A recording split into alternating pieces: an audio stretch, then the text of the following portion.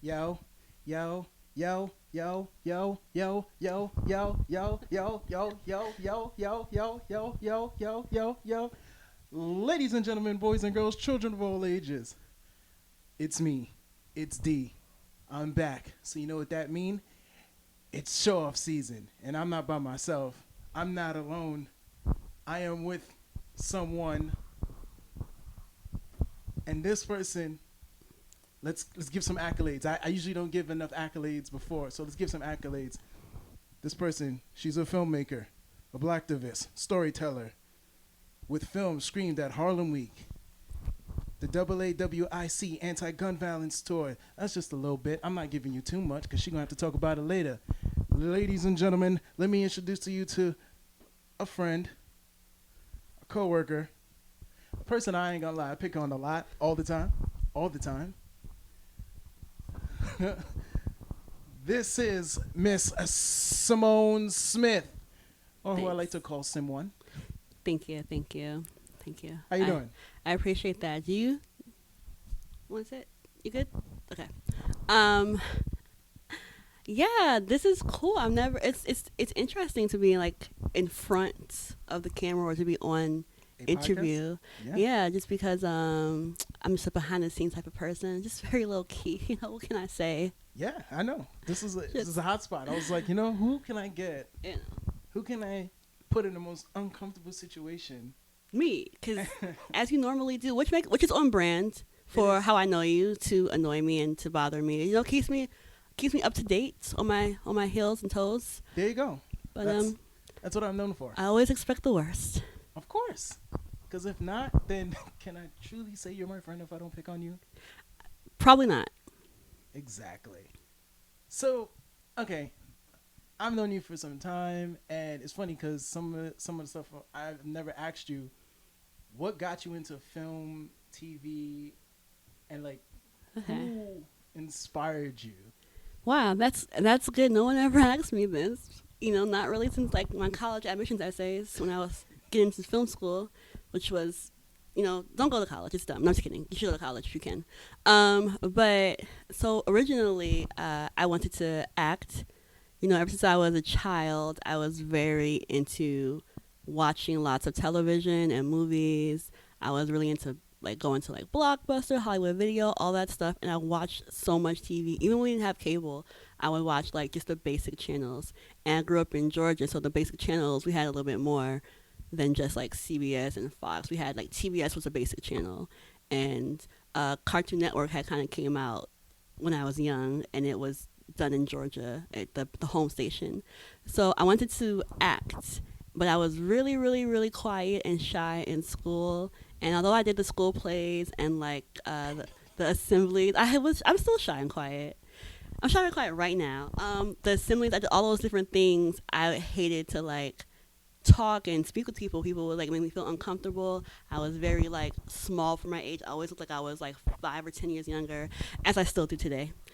Guess my age, but I definitely looked very small, and I had like big eyes and big glasses, and people would make me feel so like uncomfortable and tease me because kids are jerks. So I was like, I'm scared to say I want to be an actress. And I was in this talent club during school. We had really good grades, some of us, and they let us just take an hour to just do other stuff. And they asked us, "What do you want to do when you grow up?" You very ambitious 8 and 9 year olds, and whatever you decide you want to be for your career, they'll give you a field trip based off of that. And Really?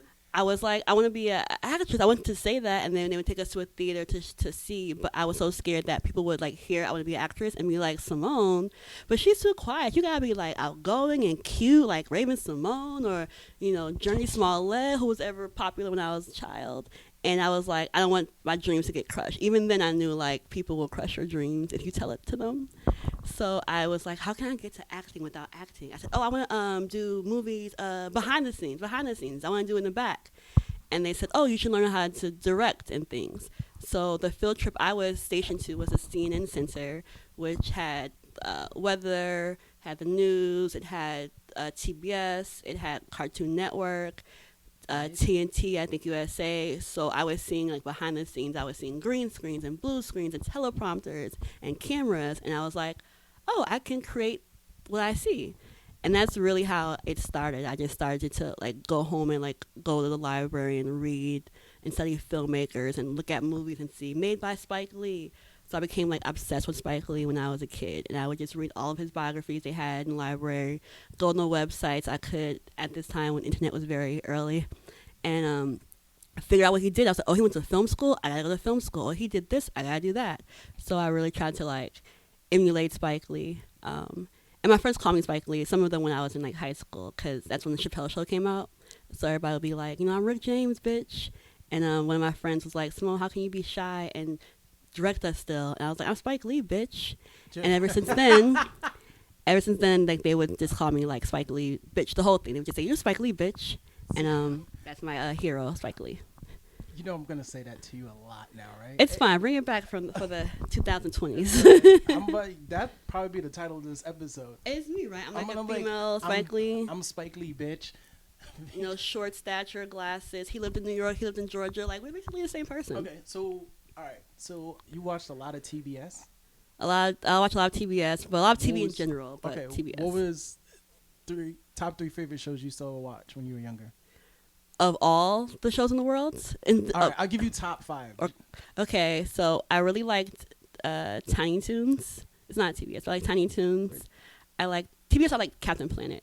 So we'll say Captain Planet. I loved Goof Troop.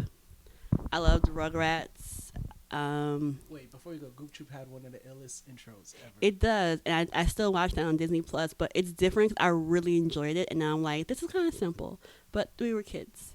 But I love Goof Troop. It's one of Disney's best. Very underrated. His movie, everything, Goofy movie.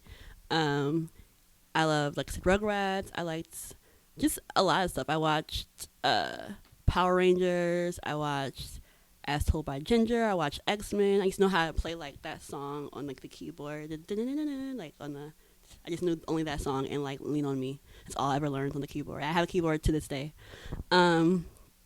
Yeah, and I really like those shows like Muppet Babies and Rugrats because they were about your imagination. Like if you watch movies like Page Master, Neverending Story, they're all about like go into this book and then go to this other world, and that really also motivated me as a filmmaker to be like, I can create whatever I want in this space. It's in your head. All right, it's funny. I remember it's funny how you said shows with imagination. Yeah, it's like 3 shows that come to mind when you say that is Bobby's World. Oh, I love Bobby's World. Doug. Yes.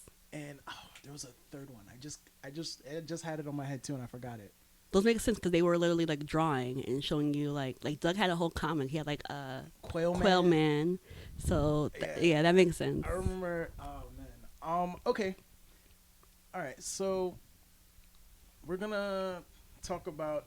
Let's get a little deeper into some of the stuff you've done. I've worked on projects with you. I've worked on some short films, some projects. Against your will, but it's fine. Huh? Against your will, probably, but the job got done. It is against my will. Because it's usually you asking me, hey, Dwayne, we need your help. And I go, no. Dwayne. We should call you like the closer, the filmmaker closer, or the fixer. It's just like, come in here and bandage this up. Come in here and make this actually a production. And then it'll be funny because when I say no, then it's like they'll send you first, and then I'll be like, no.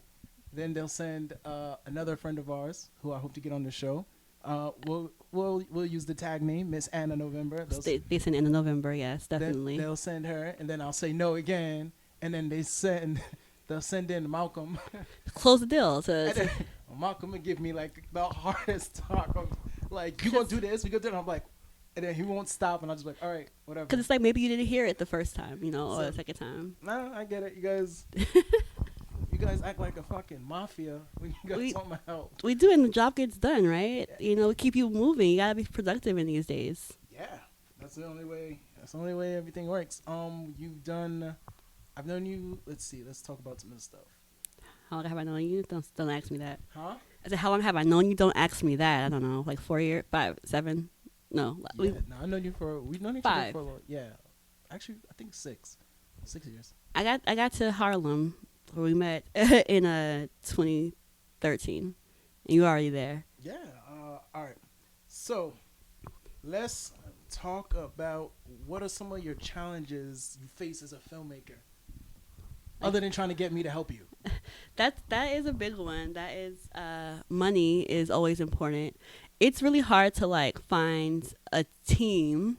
So that's why we come to Dwayne. We usually come to Dwayne first, actually, or like early in the project, and he ignores us or whatever. And then it's after some time when we're like, we kind of, who else can we really need like his equipment or really need like his hands in this work. So that's a challenge because I went to film school, but you know, like I said, I'm a quiet and shy, low key person. So it's people are like, oh, you go here to school and like you'll build your teams. And I was meeting people, but the people that I was meeting would be like after a month or two were like, I actually wanted to do nursing or something else. They weren't really trying to do filmmaking as a career.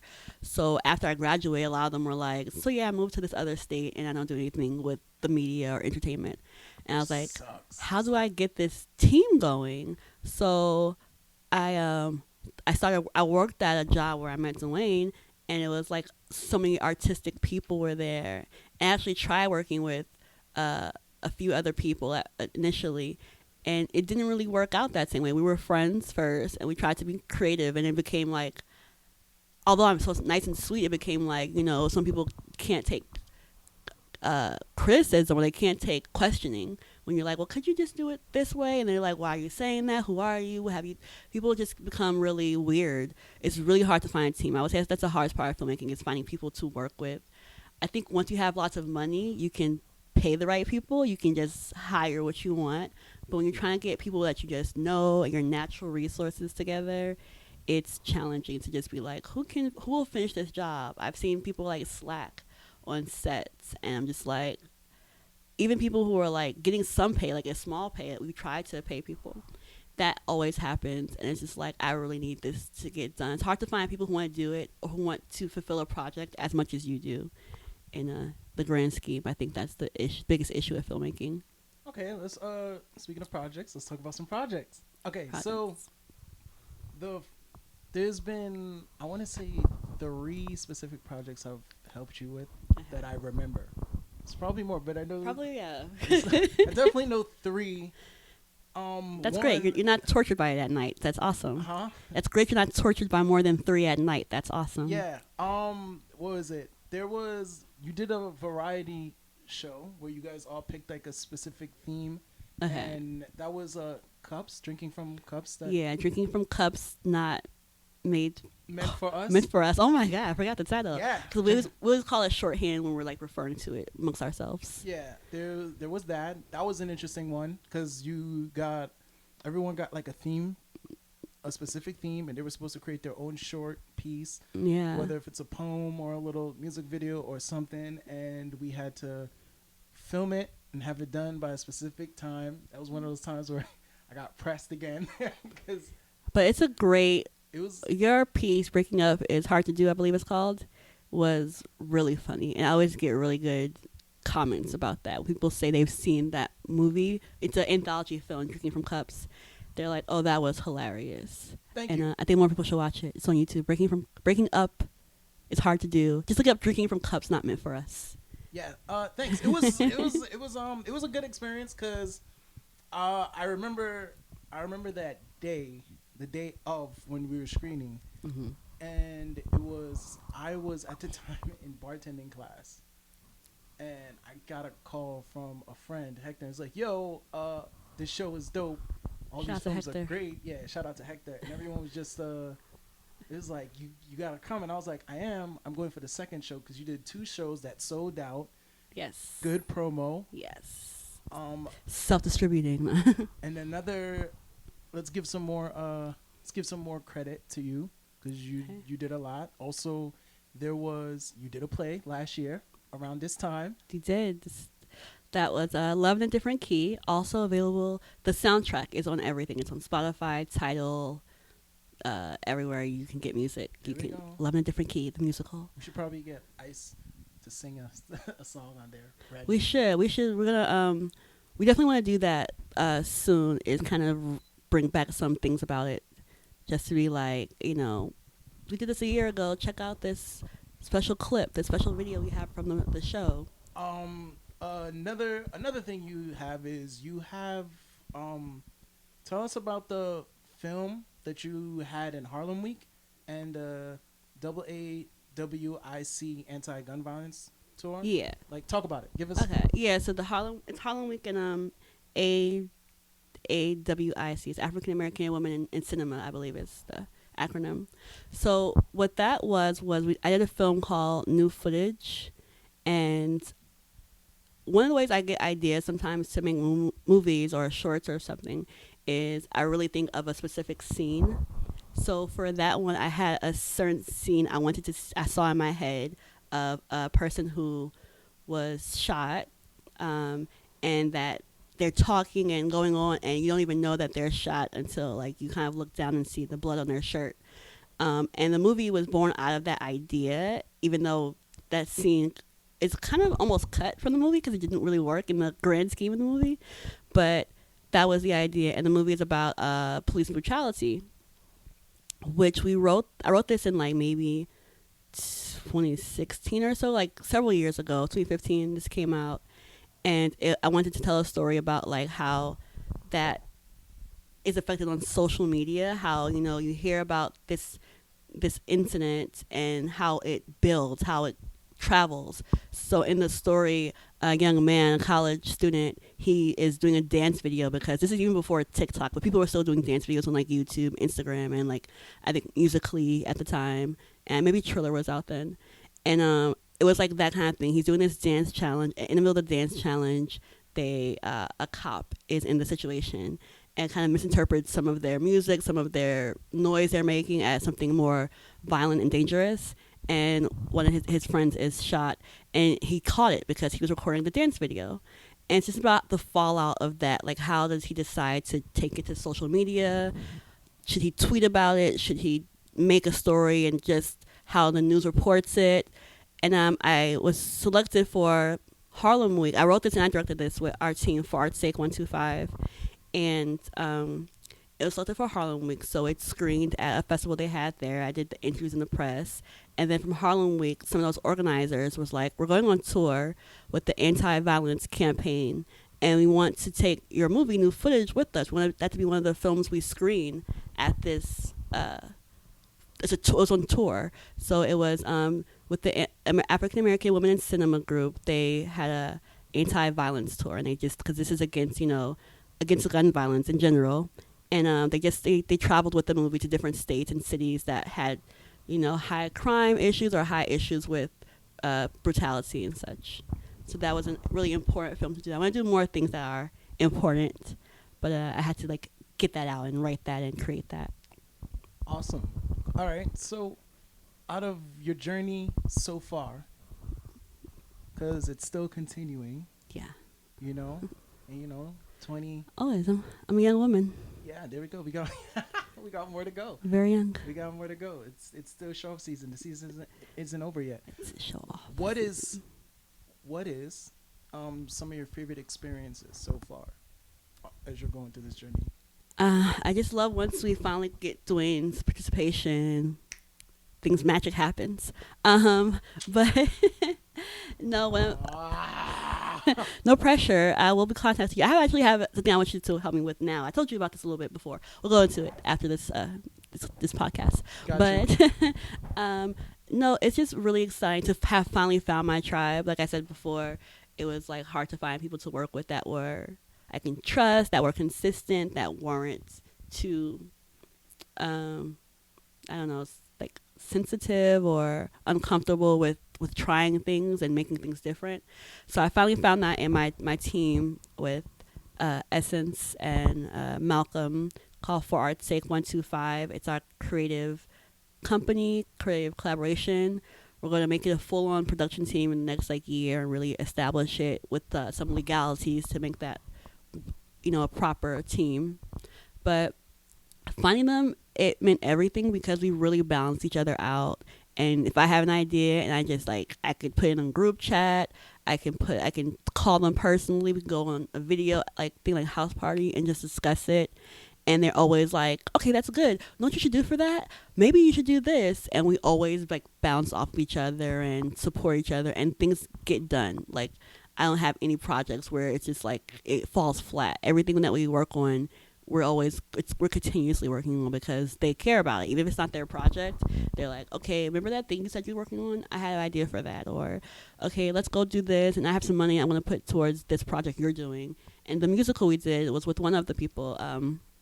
She created it, and I was the assistant direct. I was the assistant to the director's assistant director, and it was just like, how can I support this project? How can we make this happen? We've never done a play before, a musical, and she wrote the music, and we all backed it up. We all either directed, assistant directed, we did casting together, and just finding a team is just the best thing ever. It's the best part of filmmaking because it is a group project.